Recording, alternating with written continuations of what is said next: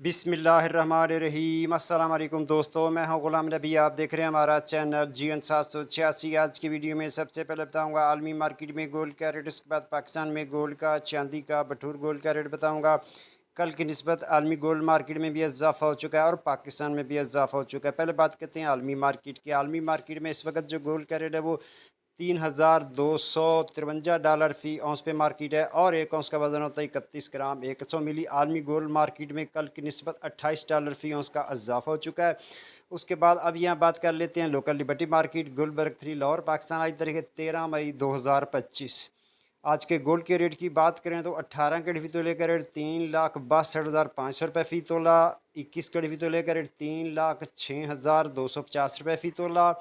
22 carat फ़ी तोले का rate 3,20,833 रुपये फ़ी तोला। 24 कैरेट गोल्ड का रेट जनाब 3,50,000 रुपये फ़ी तोला।